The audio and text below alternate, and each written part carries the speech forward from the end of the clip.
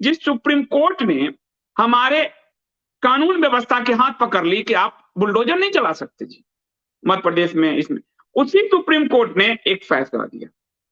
देखिए वो supreme court का कैसे इस्तेमाल करती लव जिहाद को जस्टिफाई कराने के लिए, दंगाइयों को बचाने के लिए और दंगाइयों के घर पर हो रहे कार्रवाई को रोकने के लिए वो कैसे सुप्रीम कोर्ट का इस्तेमाल करते हैं।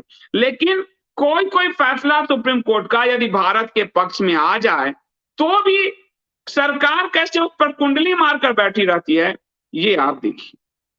सुप्रीम कोर्ट ने अभी अभी इसी महीने आपको जो है इसी महीने अप्रैल में एक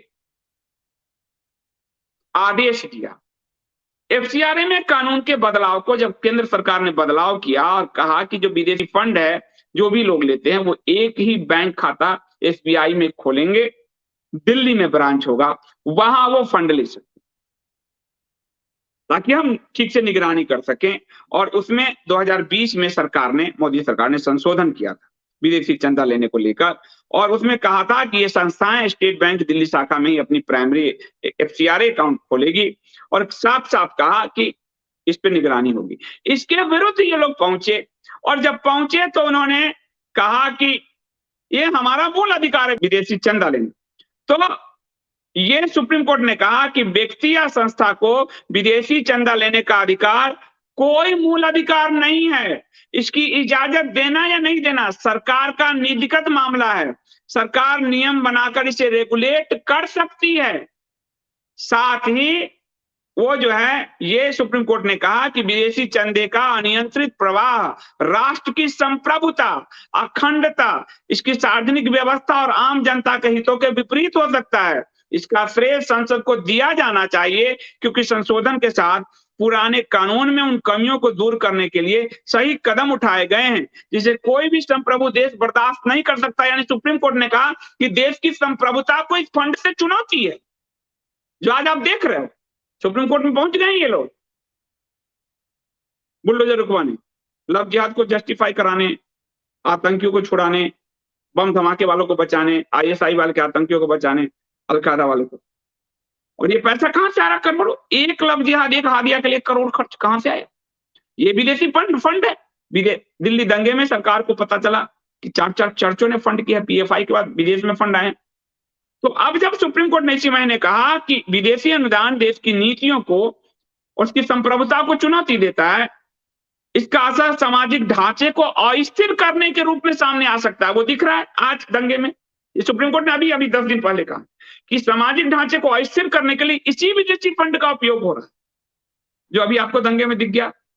दिल्ली जहांगीरपुरी दंगा, मध्य प्रदेश खरगोन दंगा, गुजरात खंबात आनंद दंगा, राजस्थान करौली दंगा, कर्नाटका दंगा, आंध्रा दंगा, सब जगह दिखा। सुप्रीम कोर्ट क्या कह रहा है फिर से सुनिए कि इसका असर सामाजिक ढांचे को अस्थिर करने के लिए सामने आ सकता है। अगर इससे पूरी तरह से नहीं बचा जा सकता तो इसकी मौजूदगी कम से कम करिए। सरकार को उन्होंने कहा एनजीओ को किसी भी दूसरे मुल्क में मौजूद विदेशी दानदाताओं की बजाय भारत में रह रहे लोगों से अनुदान लेना चाहिए। दान देने वालों की भारत में कमी नहीं है।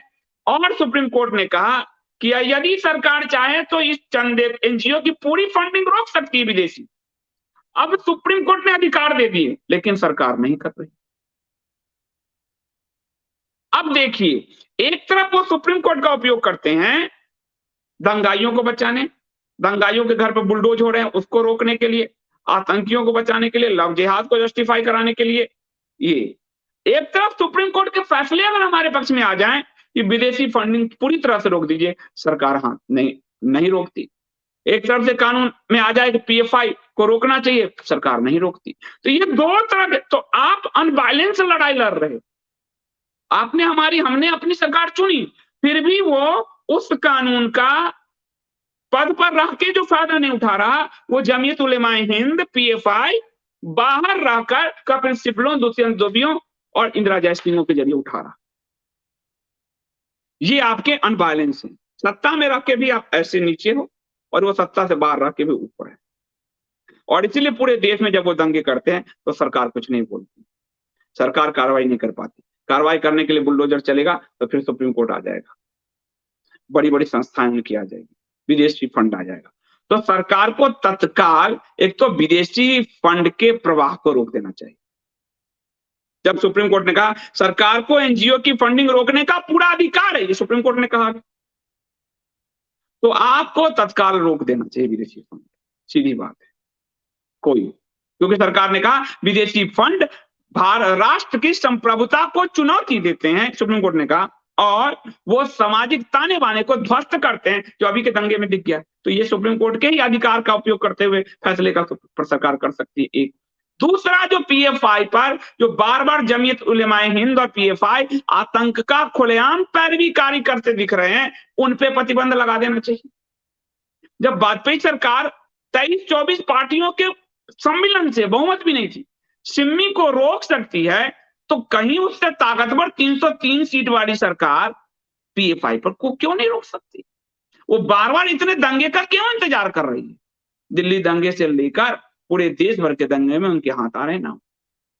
तो तत्काल यदि 2 कदम ये उठा दें तो भी बहुत बड़ी रिलीफ भारत के समाज को मिल जाएगा, अगर ये 2 कदम उठा दिया जाए। वरना हम और आप तो अब पूरा फोकस अभी सुप्रीम कोर्ट पे चलेगा, लेकिन मूल जो जड़ है, जो सुप्रीम कोर्ट ने अभी कहा एफटीआरए रोक दे, उस पर कोई बात नहीं करेगा। मूल जो जड़ है, जो पीएफआई जमीयत उलेमाए हिंद फंड कर रहे हैं सिब्बल और दुष्यंत दवे, इंदिरा जयसिंह को, उस पर प्रतिबंध की कोई बात नहीं कर रहा। सुप्रीम कोर्ट पे अभी सब बात हो जाएगा। मैं भी कर रहा हूं कि सुप्रीम कोर्ट को एकाएक उसको ये नहीं रोकना चाहिए कि क्यों कानूनी एजेंसियां ये काम कर रही हैं, अगर वो गलत करेंगे तो कल वो जवाबदेह होंगी। लेकिन सुप्रीम कोर्ट तत्काल इस पे बहस होनी चाहिए, लेकिन बहस के केंद्र में वो जो इस्लामिक संगठन जो देश में दंगे भड़का रहे हैं, आतंकियों के पक्ष में खड़े, उन पर प्रतिबंध। और दूसरा, वो जो फंड जो करोड़ों रुपए सिब्बलों तक पहुंच रहा है, जिसके कारण वो रात के 2 बजे सुप्रीम कोर्ट खुलवा लेते हैं, जिसके कारण वो क्लब जिहाद के पक्ष में 1 करोड़ रुपए लेके फैसले करवा देते हैं, और 1-1 करोड़ रुपए फीस ले रहे हैं क्लब जिहाद के।